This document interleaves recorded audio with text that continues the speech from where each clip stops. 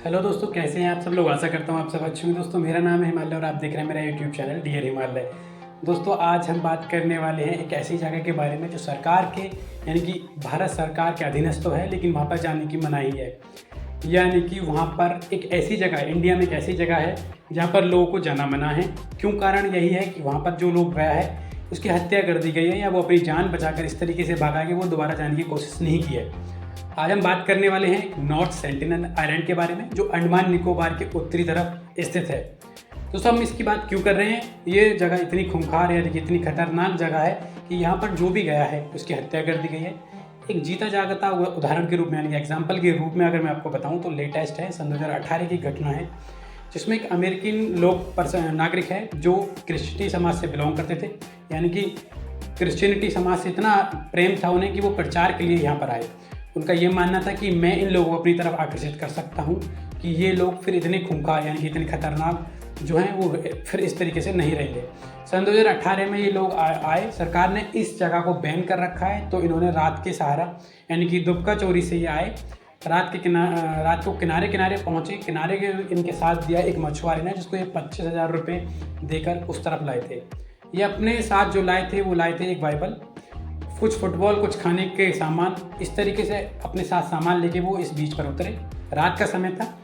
रात में वो रहे और उनसे जुड़ने की, यानी कि जो ट्राइब्स के लोग हैं इस आइलैंड पर जो लोग रहते हैं उनसे जुड़ने की कोशिश की। बताया जाता है कि उन लोगों ने, ट्राइब्स के लोगों ने इन्हें देखते खेली इन पर आक्रमण यानी कि प्रहार करना शुरू कर दिया। उस समय ये जान बचाकर अपनी वहाँ से भाग निकले। लेकिन इन लोगों ने उनके बारे में थोड़ी सी चीज़ें लिखी हैं जो अपनी डायरी में लिखी थी। बताया जाता है कि अगर इन लोगों की, यानी कि उससे पहले इन लोगों से काफ़ी लोग कम कनेक्ट हुए थे, लेकिन इन्होंने अपनी डायरी में जो लिखा कि इन लोगों की जो हाइट है वो 5 फीट 3 इंच या 5 फीट 5 इंच के लगभग है। इनका रंग सांवला यानी कि डार्क सांवला है और इनके बाल घुंघराले हैं, और ये पहनते कुछ नहीं हैं। पहनने के नाम पर ये मात्र कुछ गले में धातु और इसी तरीके से एक बेल्ट का प्रयोग करते हैं। इसी तरीके से वहाँ की जो औरतें हैं यानी कि लेडीज़ और जेंट्स इसी तरीके से जीवन व्यतीत करते हैं। ये लोगों से कनेक्ट नहीं होने चाहते। उसी तरफ उन्होंने दूसरी तरफ लिखा था गॉड यानी कि ईश्वर, मैं यहाँ पर प्रचार करने के लिए आया। मैं चाहता था कि ये लोग क्रिश्चियनिटी के बारे में, यानी कि क्रिश्चियनिटी समाज, बुक्स, भगवान के ईश्वर के बारे में समझें, लेकिन ये लोग इतने खतरनाक है, ये देखते खेनी प्रहार कर देते हैं। और मैं दोबारा नहीं जाना चाहता, लेकिन फिर भी इन्होंने दोबारा ट्राई किया। उस चीज़ से प्रेरित होकर ये दोबारा गए, और बताया जाता है कि ये दोबारा जाने के बाद वापस फिर लौट के नहीं आए। कारण ये भी बताया जाता है कि ये इनको मारने के बाद, उनकी हत्या करने के बाद में इन्हें उसी ज़मीन में गाड़ दिया गया जो बीच में ये जिस तरीके से करते हैं। अब दोस्तों, आप कहेंगे कि सरकार ने इनसे कनेक्ट होने की कोशिश नहीं की। जिस तरीके से मैंने आपको बताया कि ये सरकार के अधीनस्थ हैं और सरकार की ही ये जगह है, यानी कि भारत सरकार के अधीनस्थ ये जगह है, फिर भी सरकार ने इनसे कुछ बातें करने की कोशिश नहीं की। उससे पहले मैं आपको बता दूं, एक किस्सा और सामने आता है जो ये बताते हैं कि इन लोगों के मन में किस तरीके का डर है जो ये इतने आक्रामक हैं। 1881 में नेवी कमांडर थे जिन्होंने यहाँ जाने की कोशिश की, मॉरिस बाइडेन पोर्टमैन, जिन्होंने यहाँ जाने की कोशिश की। वो गए, इन लोगों से कनेक्ट हुए, उन्होंने अपना कठोर रवैया इनके सामने प्रस्तुत किया, वो वहाँ पर रहने लगे। साथ ही उन्होंने वहाँ के 2 बुजुर्ग और 4 बच्चों को किडनैप कर लिया, ये जानने के लिए कि क्या है। वो अपने साथ अलग ले गए। बताया जाता है कि कुछ समय बाद उन दोनों बुजुर्गों की मृत्यु हो गई और 4 बच्चे बीमार हो गए, तो उनको तरस आया। फिर वो इसी आइलैंड पर कुछ सामान, खाने पीने के सामान के साथ उन बच्चों को छोड़ गए। तो बताया जाता है कि उसी के साथ में इन लोगों के मन में ये चीज़ आ गई कि क्या ये बाहर के लोग हमें किडनैप तो करके नहीं ले जाएंगे। अब आती है बात ये कि सरकार ने इनसे कनेक्ट होने की कोशिश की या नहीं की।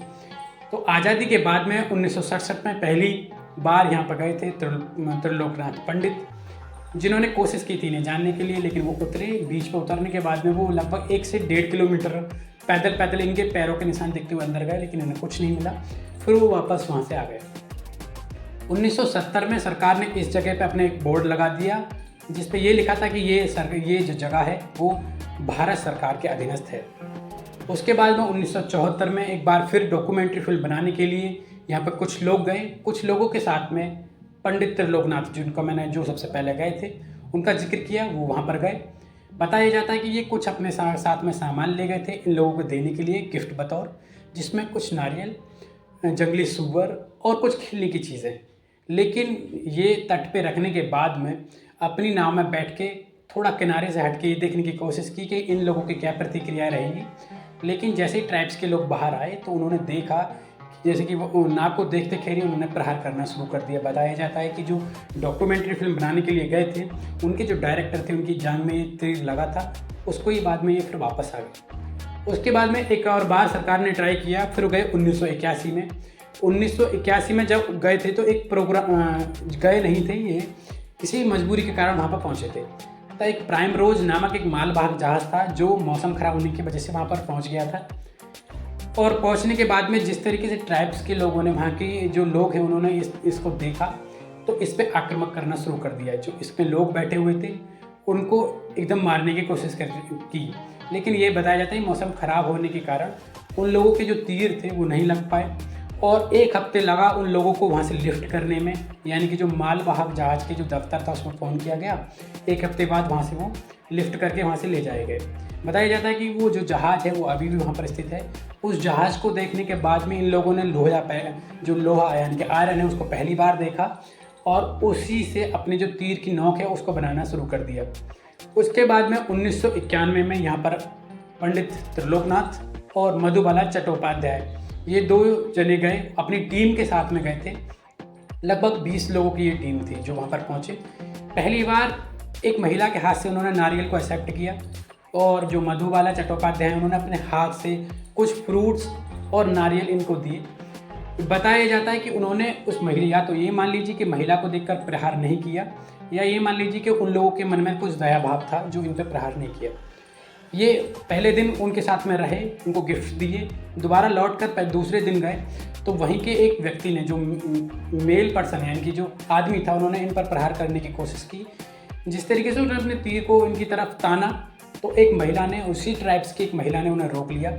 इनकी लैंग्वेज यहाँ के लोग नहीं समझ पाते थे तो क्या बोला, क्या किस चीज़ को लेकर रोका, ये अभी तक कुछ समझ में नहीं आया। लेकिन उस व्यक्ति ने इनको मारा नहीं और अपने जो तीर मारने वाला था उसको ज़मीन में गाड़ दिया।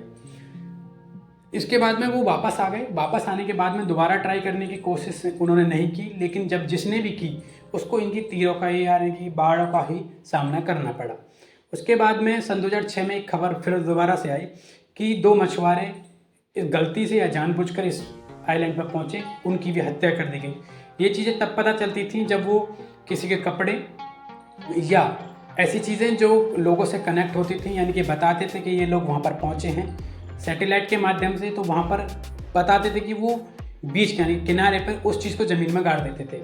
या तो कोई भी चीज़ अगर इनको लगती थी, जिस चीज़ से इन्हें डर लगता था, वो उस चीज़ को ज़मीन में गाड़ देते थे। तो ये है इस टाइप की सत्यता। इन अगर लैंग्वेज की बात करें तो इनकी लैंग्वेज आज तक कोई नहीं समझ पाया। यहाँ तक कि जो इनके आजू बाजू और जो ट्राइब्स रहती हैं वो भी इनकी लैंग्वेज को नहीं समझ पाए। इनकी ये काफ़ी ट्राइब, ये जो ट्राइब्स हैं वो काफ़ी आक्रामक है और लोगों के प्रति काफ़ी आक्रामक रवैया प्रस्तुत करते हैं।